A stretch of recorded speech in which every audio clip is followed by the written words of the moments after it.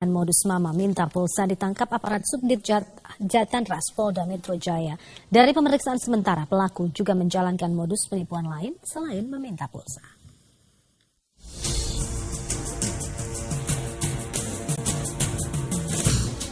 Tak sedikit orang yang pasti pernah menerima pesan singkat di ponsel dari nomor asing yang mengaku papa, mama, adik dan kerabat lainnya yang ujung-ujungnya minta dikirimin pulsa. Modus pesan singkat mama minta pulsa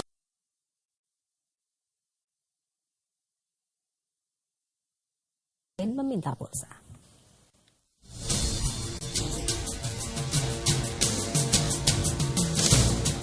Tak sedikit orang yang pasti pernah menerima pesan singkat di ponsel dari nomor asing yang mengaku papa, mama, adik dan kerabat lainnya yang ujung-ujungnya minta dikirimi pulsa. Modus pesan singkat mama minta pulsa ini mulanya tak disadari korbannya, tapi lama-kelamaan menjadi rahasia umum dan meresahkan masyarakat. Polisi akhirnya bergerak menghentikan tindak tanduk pelaku. Tepatnya pada Selasa 3 November, aparat Subdit Kejahatan dan Kekerasan Polda Metro Jaya meringkus pemimpin salah satu kelompok penipu SMS dengan modus mama minta pulsa atas nama Effendi alias Lekeng alias Kens di Kota Malili, Sulawesi Selatan.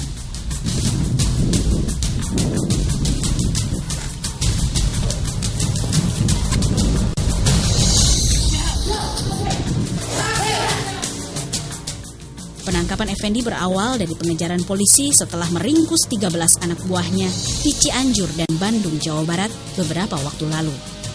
Keterangan para tersangka tersebut mengarah pada pria yang dikenal sebagai orang kaya di lingkungannya.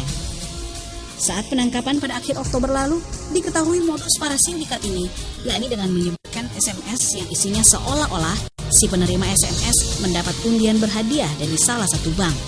Korban yang tergiur dan terpancing lalu menghubungi nomor telepon yang dicantumkan pada SMS tersebut. Menghubungi orang-orang, menipu orang-orang, mengatakan Anda mendapatkan hadiah ini, fiesta dan sebagainya begitu. Kemudian tertarik, orang itu dipancing untuk memberikan nomor rekening seolah-olah, padahal dia justru menyetorkan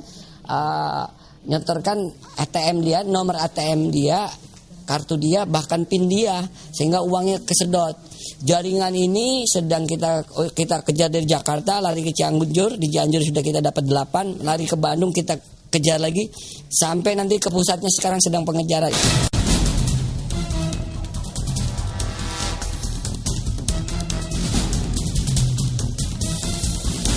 Puluhan modem dan buku rekening palsu serta 2 unit mobil dan motor milik Effendi telah disita.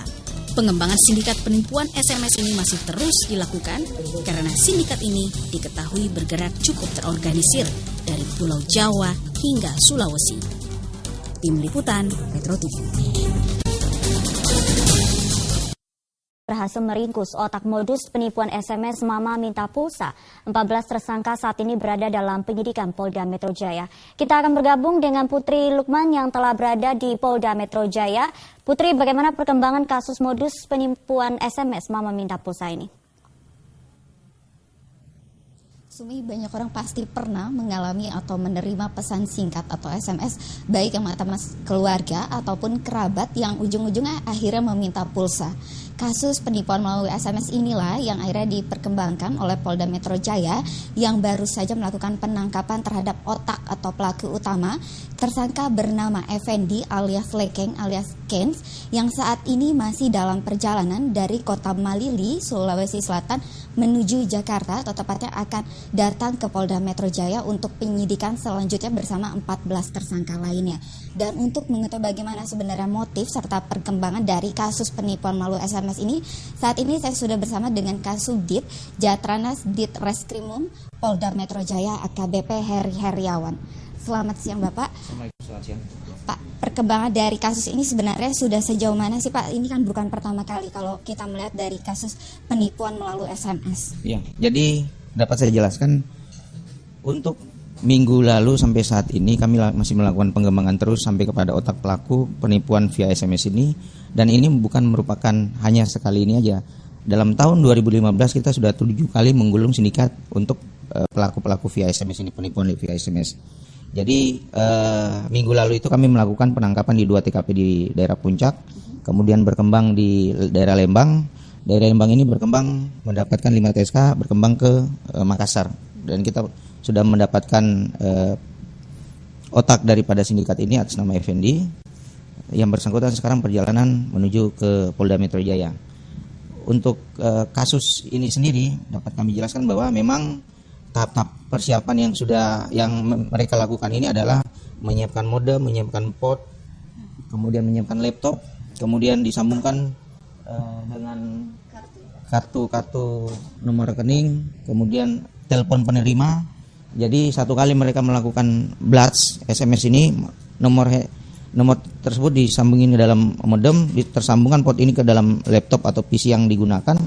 Kemudian mereka menggunakan software bernama SMS Blast atau SMS Caster. Kemudian dikumpulkan, diedit nomor-nomor itu sampai satu kali mereka dikumpulkan semuanya nomor-nomor tersebut sampai puluhan ribu, bahkan ratusan ribu. Satu kali mereka blast sejumlah 45.000 kali.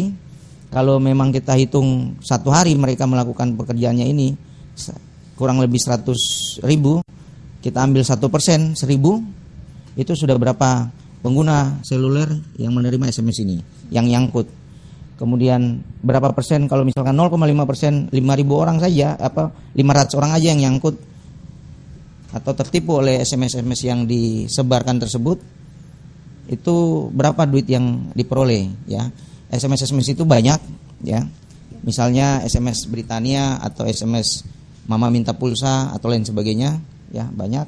Kemudian situasi-situasi tersebut dibuat seolah-olah kondisi itu memang ada, atau Mama minta pulsa itu ada. Kemudian dari korban sendiri tergugah untuk transfer atau meng-SMS pulsanya. Nah, kemudian oleh si pelaku ini adalah sindikat. Mereka rata-rata menggunakan atau menyewa villa-villa yang ada di wilayah Jawa Barat.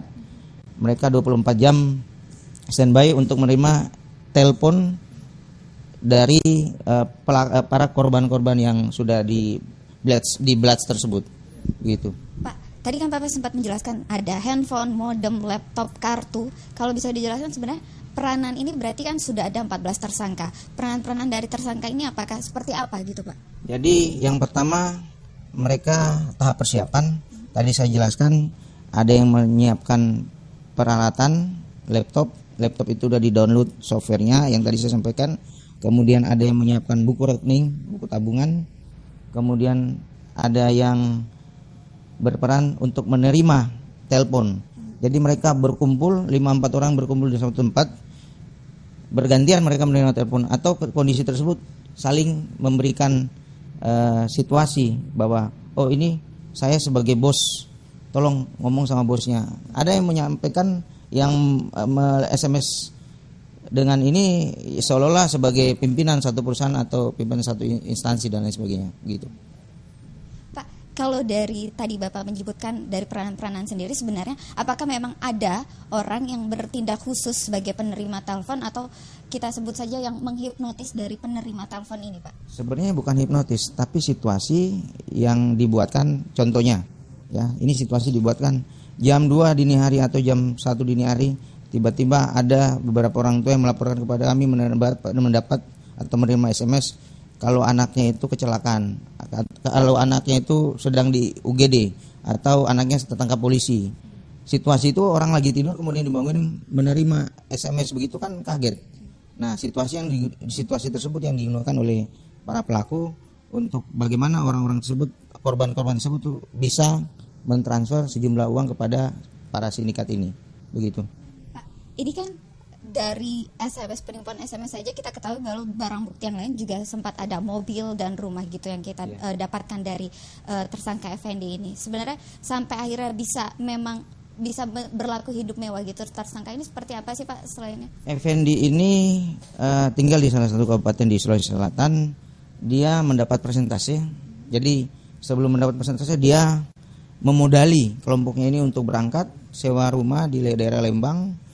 Kemudian kesehariannya membeli peralatan yang digunakan termasuk handphone, laptop. Kemudian dia mendapatkan persentase dari kegiatan-kegiatan penipuan ini sejumlah 35%. Saya ulangi, sejumlah 65%, 35% untuk operasional anak buahnya. Jadi setiap mereka melakukan misalkan dapat 100 juta, 65 juta itu dikirimkan ke FND ini. Nah, hidupnya sangat mewah. Hidupnya dari dulu ya kerjanya ini, tipu-tipu SMS ini. Ya. Pak, ada tidak tips dan trik untuk warga untuk paling tidak mawas bagaimana kira-kiranya Pak gitu, dari tips dan trik, dan nantinya hukuman bagi para tersangka ini seperti apa Pak? Hukumannya kita kenakan pasal 378 KUH pidana, ya ancamannya 7 tahun. Kemudian trik kepada masyarakat bahwa kita jangan mudah mempercayai SMS-SMS yang ada. Biasanya kalau misalkan SMS itu dari satu instansi ataupun dari satu perusahaan, Indofood misalnya, itu tertera nama Indofood, nggak ada sendernya nomor. Tapi rata-rata pengguna ini, pelaku-pelaku ini SMS memblast SMS-nya itu ada nomor sendernya, nomornya tertera. Nah itu bisa kita bedakan. Kalau udah nomor berarti oh ini pelaku tipu-tipu SMS begitu. Ya, makasih sama-sama. Ya, itu Sumi tadi wawancara kami dengan Kasubdit dari Jatanras Diskremum Polda Metro Jaya KBP Heri Heriawan yang mengatakan bahwa masyarakat atau warga harus lebih memawas diri melalui kasus penipuan melalui SMS yang mengatasnamakan keluarga atau kerabat lainnya. Sumi. Putri Lukman melaporkan dari Polda Metro Jaya, Jakarta.